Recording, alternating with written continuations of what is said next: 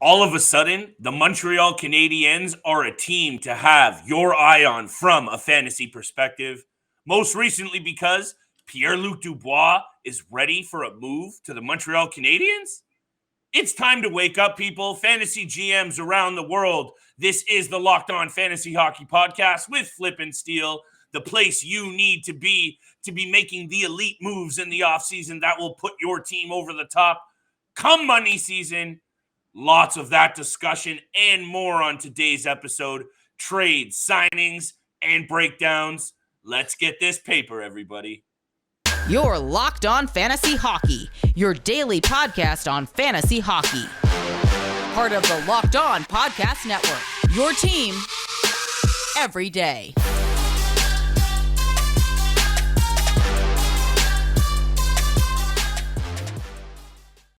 What is going on, everybody? And welcome back inside the Locked On Fantasy Hockey Podcast Lab with your boy, Big Flip Livingstone, and my esteemed co-host, Mr. Steele Roden. Thank you for making us your first listen every single day. We really appreciate that. You know we're here making bets, breakdowns, and fantasy predictions. And a good place to make some bets is Bet Online, which is sponsoring today's episode. It has you covered this season with more props, odds, and lines than ever before. Bet Online, where the game starts.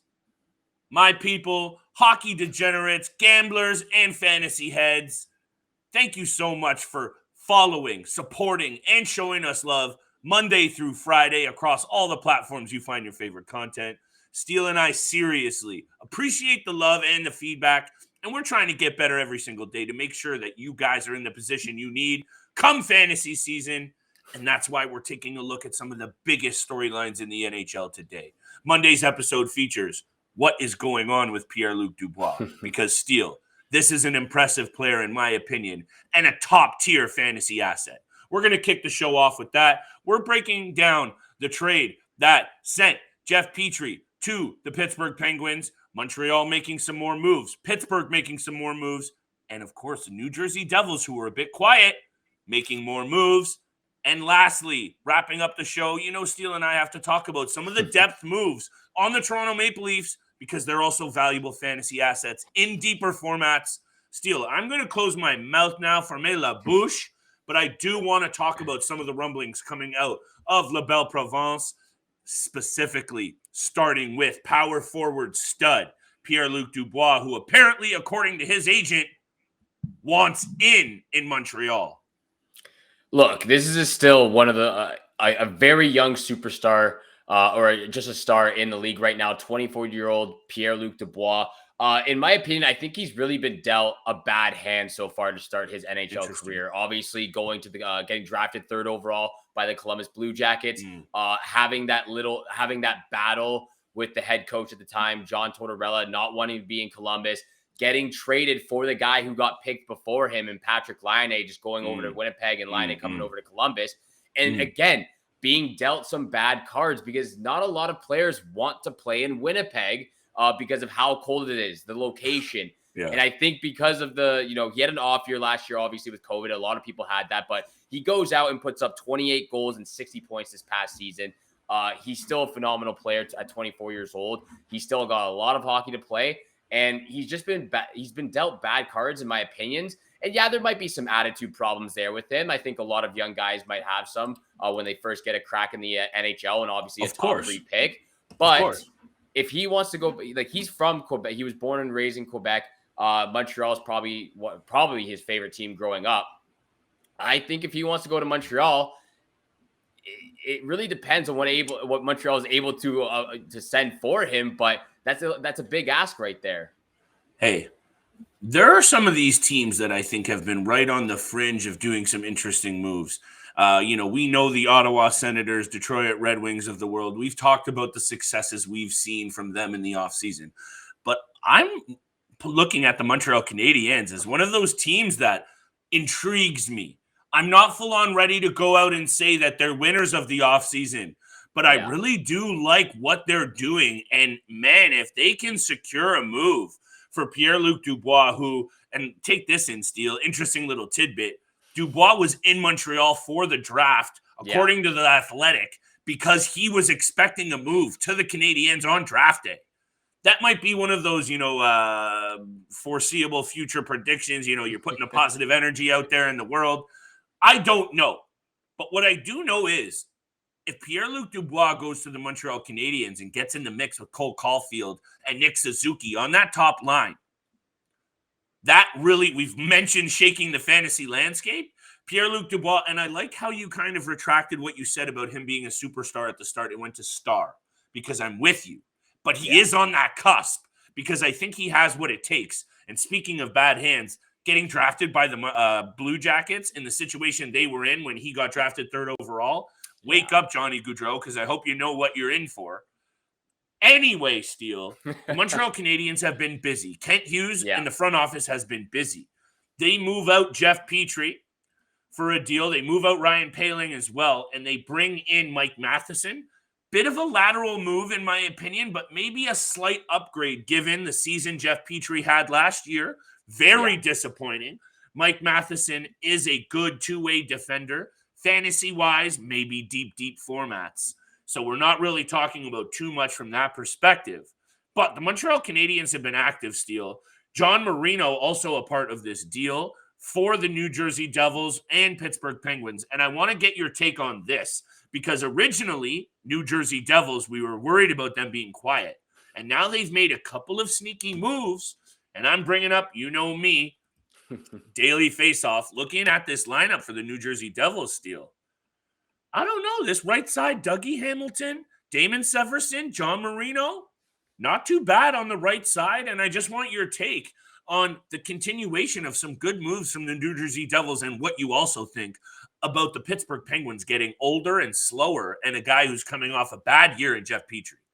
Yeah, so I think the Devils have made a lot of sneaky good moves as well. The Ondrej Palat deal for 6 years, $5 million, or 5 years, $6 million, whatever it was. I thought that was a great signing. He's proven that he's a goal scorer. He's a goal scorer. He can bring a lot to the team. The right side the defensive side on the right side for the Devils now just looks absolutely phenomenal with Dougie Hamilton leading the way. So I really have liked the Devils. I really do really have liked the Devils' moves this offseason. I still think there is a couple more players to look out for. And I think the big thing I'm really looking forward to the next season is how much bigger, how much healthier, how much bigger and stronger Nico Hischier and Jack Hughes are going to be to start the season. Because that was something that you and I talked about a lot last year. So I do like the moves, but I'm really looking forward to seeing what their young stars up front are able to prove and able to do this upcoming season. But I have a lot to say actually about the Jeff Petry, Mike Matheson trade. Thank you. Thank you. Wait, should we hold on till after the break? Because I want you to have your full time to break that down, because there are some people who will be looking at Jeff Petry as one of those options on the back end now that he might be playing with the Crosbys and Malkins of the world. Oh, of course. But maybe that's one of those cautions to throw. But I want to hear what you have to say. Let you hear about Bet Online real quick, and then Steele's going to break all of that Petry trade down for all you fantasy cats out there. But Bet Online is your number one source for all your betting needs and info. You can find all the latest sports developments, league reviews, and more, including full swing coverage of the MLB baseball season. Bet Online is your continued source for all of your wagering info, live betting, esports, and more. And it remains the best spot for all of your podcasts and up-to-date news this season. It is the fastest way to check on all of your favorite sports and events, including MMA, boxing, and golf. Head to the website today or use your mobile device to learn more about the trends and all the action. Bet Online, where the game starts. Thank you so much for making the Locked On Fantasy Hockey Podcast your first listen every single day. Don't forget, we are free and available on all podcast platforms, which also includes YouTube. So make sure you hit the subscribe. Make sure you hit the follow button. Flip and I appreciate all the love and support out there. And to continue on the Bet Online subject, which NFL stars move the betting line the most? Starting July 18th, Locked On gives you the 50 most valuable players in the NFL from the odds makers at Bet Online. Available July 18th on Locked On NFL, wherever you get your podcasts and on YouTube. And Flip, let's get back to the conversation. the National Hockey League, the trades that just happened this past weekend. Thank you. Jeff Petry going to the Pittsburgh Penguins, Mike Matheson heading to the Montreal Canadiens. And yeah, the Montreal Canadiens have had a busy offseason so far. I really like this from the Montreal Canadiens standpoint because, Me too. Looking at Jeff Petry's career so far, when he was with the Edmonton Oilers, he was a 15-point season player, not really producing as much. He ends up in Montreal for 5 or 6 seasons, and he puts up 40-plus points four consecutive seasons in a row. So they got the best out of Jeff Petry. And then we both know this. It was an off season for the Montreal Canadiens. It was an off season for a lot of their players. Yes. Going from the Stanley Cup Finals all the way to the bottom of the league and getting the first overall draft pick, that's a big swing. You lost Shea Weber. You lose Carey Price. Cole Caulfield was sent down to the minors for the first 2 months. It was just a very big swing, and that obviously had a big influence on a lot of these players. Great point. But Jeff Petry is also 34 years old right now. And you just talked about this too. They're adding a lot. They're getting older instead of younger. And that's a little scary with what you made a great point of this too, off air, of the short window Pittsburgh has right now. Thank you. They're getting older. I think there is still a couple of upsides to Jeff Petry's game. But again, 27 points last year. He's 34 years old. Mike Matheson, on the other hand, 28 years old, 31 points last year. 11 goals on the season. So we know that as a blue liner, he can somewhat put the puck behind the net as well. He can. But they get younger on the blue line. Yes. They get younger on the blue line with Mike Matheson. And I really do like these small changes, these small little adjustments they're making on their blue line right now. They're going to have a very, very young team coming up. Look, Steele, I really appreciate that breakdown, and it's 100% accurate. From the Pittsburgh Penguins perspective, and I think you highlighted some great ones from Montreal's side, because it's still an upgrade in my opinion, and also there's something to be said about 6.25 for another 3 years for Petry. 6.25 a year is way too much. Yeah. And I understand that he had a couple of great seasons, and thank you for saying that they got the best out of Petry. Because the Canadiens, Marc Bergevin had a tumultuous tenure as the GM in Montreal, and Petry was one of the more positive signings, deals, moves that he made. But for 6.25 cap hit at 3 more years, you slot in a younger player at $4.8 million. I actually look at this: Devils win, Canadiens even more of a win. Penguins, I don't know what the angle is here. And maybe, Ron Hextall and Brian Burke know a lot more about hockey than I do. So maybe they're onto something here with something they're seeing. Maybe he's going to slot in nicely in Pittsburgh with Marcus Pettersson, or I don't know. But in my opinion, Steele, the Devils come out ahead. Canadiens come out ahead. I don't see it for the Pittsburgh Penguins, but this is why you tune into the Locked On Fantasy Hockey podcast, because at the end of the day, Steele, and I like to say that, some of these pieces might be valuable come a very, very deep draft. And I'm not necessarily meaning go out there and get John Marino, but all of a sudden, the New Jersey Devils are propped up so much nicer by their back end. Yeah. That might mean big things coming for Ondrej Palat, Jack Hughes, Dawson Mercer, Sharangovich, Palat. Did I say Palat twice? I didn't mean to, because Jesper Bratt and Nico Hischier, but you get my point. These deep moves, depth moves by some of these teams that you and I already liked from a fantasy move, now all of a sudden, this takes the pressure off the top end. A better goalie, improved D-men in New Jersey. I'm telling you guys, do not sleep on some of these New Jersey Devils, because I expect a lot of high-scoring games for betting, number one. And number two, all those guys that I just mentioned, if the Jack Hughes and Nico Hischiers can have good off seasons, bulking up and staying healthy, these guys are going to be on my list, Steele, and I don't know what you think about all that. Oh, you already know I'm on the New Jersey Devils bandwagon right now. That's true. I've loved what they've You been turned able to me do. on to them, so thank you. Look, I do my best, Flip. I do my best, but I would have rather liked if they were able to land a big superstar like Johnny Gaudreau or JT Miller. But I really like what they've done so far this offseason. Ondrej Palat, for me, he's going to be a great addition to this lineup. He's going to be maybe a top 10 fantasy pick, in my opinion. Now, I still think he's great at scoring goals. They can really lead this young team as a top 6 forward. And as well as the great points that you've pointed out too, the defense, they're going to be hot commodities as well for me. Mm-hmm. I just really like what New Jersey has done so far. New Jersey, Ottawa, and Detroit by far are the top 3 teams that have had the best offseason so far. They're right up there, most definitely. And maybe we should have expected this from 3 teams that had a bunch of great young pieces, but were struggling to figure it out.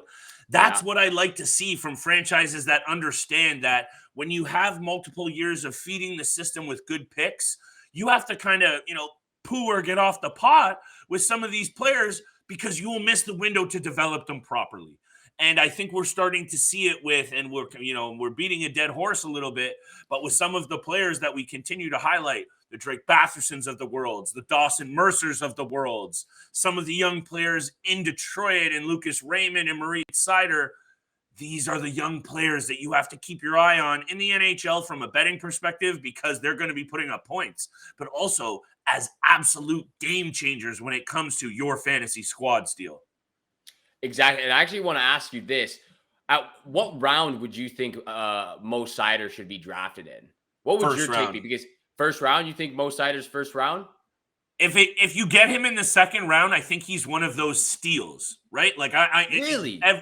Every league I think is different. And it's hard for me to say, finitely where he should go. But I'm looking at it from my league, which is a dynasty league. If he, for some reason, was available for me to trade or acquire, I shipped the whole boat out for him because defensemen that put up the kind of points that he does are rare. And it really, again, comes down to the format. But in my opinion, he's top 3, 100%. Top 2, almost a given, in my opinion. He's so good, Steele. Also, let's remember, the Detroit Red Wings now take a massive step forward defensively and offensively. So he's taking less minus in terms of plus minus, less goals against in those categories. And he's getting more peripheral apples with the Perrons and the Andrew Kopps of the world now in the mix. That's why I'm saying he's got to be top 2. Yeah, we're in the keeper league that we've discussed on the podcast so far. We just started it. It's the first year we're doing the keeper league. He was drafted in the second round for us. For me, I thought that was maybe a bit early. I think third or fourth. But again, for a keeper league, this is one of the guys that as young as he is in the season he just had, the rookie season he just had, he's going to be an absolute star for many, many years to come. Yes. So, you could be right. You could take him a little bit early in the second round, and he could provide a lot for a keeper league. If I saw a season, as exciting from a forward, maybe I wouldn't jump on him as early. But because he is a defenseman and because of what I saw from him last year, hey, I make a bunch of mistakes, man. I was riding in the rear in my dynasty league for a couple of seasons, mostly because, a couple of bad late night moves. Thanks a lot, Cam Ward, 5 seasons ago.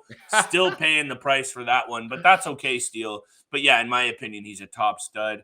There's some moves being made around the NHL, though, that you have to take a look at because speaking of deep leagues, scooping the right guy that's going to chip in with 30 to 40 points really could mean the difference between money, finishing in the money, and not, Steele. So I'm excited to talk about some of the depth moves that the Toronto Maple Leafs have made because, hey, maybe there's a couple of guys to keep an eye on there as well.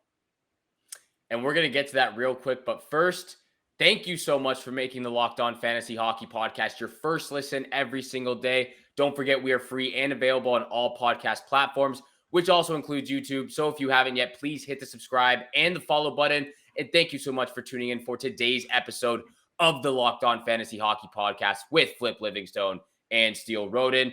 And let's get into it. A couple of bottom 6 forward and bottom pairing defensive moves and signings for the Toronto Maple Leafs. Yes, sir. They signed Victor Mete. They signed Jordie Benn. They signed Calle Jarnkrok. They re-signed Pierre Engvall. There's a lot of players that I want to talk about. But first, I kind of want to start with the Pierre Engvall, if you don't mind. Yes. I don't like the signing whatsoever. I don't like the signing whatsoever, Flip. Hit me. I'm not mad at them re-signing him. I'm just mad at how much they're paying him. He is not worth $2.25 million, in my opinion. He's gotten better over the last couple of seasons, but he's a $1 to $1.5 million maximum contract type of guy. Yeah, I'm with you, man. I don't mean to be sour when it comes to the offseason the Toronto Maple Leafs are having, because I do like the Calle Jarnkrok signing. Jordie Benn, that's a solid depth move. Victor Mete, worth the gamble, I guess. That might be a piece that you kind of need to maybe fill out the bottom of the lineup if you can't get Rasmus Sandin reeled back in, if Liljegren doesn't work out. But I get what you're saying. I think what intrigues me about what continues to happen here is they add in Mete, mobile defenseman, maybe with some opportunity, he can chip in offensively. But when you bring in a guy like Jarnkrok, why are you then bringing back Pierre Engvall at that price? Because to me, Jarnkrok is an upgrade on Engvall, and I understand he's younger, and I understand some of the intangibles with Pierre Engvall. But I'm with you, Steele. I would have liked to see that money be allocated elsewhere. I think there's also some intriguing pieces that they have in the system that they could potentially have shifted up that lineup. But what I wanted to talk to you about, speaking of Victor Mete and a little bit maybe of a flyer you could take on him as, again, I'm not saying draft, but keep your eye on as a nice fill-in over the first few weeks of the season, because if there's an injury in the top four for the Toronto Maple Leafs and he starts to get even second power play unit minutes, Steele, a couple of these guys, Jarnkrok included, again, injury happens, slot up the lineup on a Toronto Maple Leafs team we know is going to score. If we know anything about this team, they're going to score. These are the same things I mentioned before. Keep an eye on some of these players. But I'm with you on your Engvall take. And that's something you and I are going to do a lot of once the season starts. Every start of the week, every Monday, we're going to pick a couple of players to keep an eye on. Potentially someone, if you have someone on your team that isn't producing as well that you thought they might have, every single week, we're going to start off with, here, keep your eyes on this guy because he's getting more minutes and more minutes every single game now. Yes, sir. And if he starts producing, exactly that's what you need to do in order to win your fantasy leagues is look out for these guys who are on the bottom six, the bottom pairing D-man. And, every single week, look for these players that can help you win that week's matchup. That's how you win fantasy leagues. You got to get nitty gritty, and sometimes you got to get lucky. But to be lucky, you also have to do your research. And sometimes Steele and I come on here and we talk about gut feeling when it comes to picks, when it comes to bets at some point in the season. When you're making so many, sometimes you got to go with your gut a little bit. But when it comes to pre-draft analysis and gauging where players should be taken, there is no sacrifice. There is no substitution for good research. And that's why you are tuned into this show. We are going to continue to feed you with everything that you need to know to be prepared for those fantasy drafts. And oh boy, are they approaching in a real hurry. Steele and I have been in the lab every single day coming up with new ideas and content for you to be prepared for those drafts. And honestly, Steele, I'm very excited for what the next 6 to 7 weeks hold, because after that, we're on the doorstep of a new season and teams continue to jockey for position. And I want to leave it with this. A couple of big names still remain out there unsigned. Nazem Kadri, John Klingberg, Phil Kessel, a couple of more. And again, keep your eyes on these players, people, because rumors are out there about Nazem Kadri not going anywhere except a contender after the season he had. He'll probably get that request. But if he goes anywhere that's a contender, he again becomes a fantasy asset you have to keep your eye on. Steele, you know that. You got my back. Take us away, brother. Look, and teams have come out and said that, or they've come out and said that they're trying to clear as much cap space as possible to land Nazem Kadri because he is the top commodity so far this offseason. So watch out for Nazem Kadri. Of course, with the season he just had with Colorado, I would love to see him back in Colorado, but if he gets the payday and goes somewhere else with another contender, I would love to see that too because he deserves it. He's had a phenomenal career so far. And honestly, just thank you so much for making the Locked On Fantasy Hockey Podcast your first listen every day. For your second listen, check out Locked On NHL. Locked On experts give you a daily 30-minute podcast on all things NHL all year long. Stay up to date on everything in the hockey world. Locked On NHL, your daily 30-minute NHL podcast. It's free and available wherever you get your podcasts, just like this one right here. So make sure you hit the subscribe, hit the follow button. Once you do, you'll get all the latest episodes Monday through Friday, 7 o'clock in the morning Eastern time. Thank you so much for tuning in for today's episode with Flip and I. Have a great day. Good luck with all your bets out there, and we shall see you back here again tomorrow. Peace.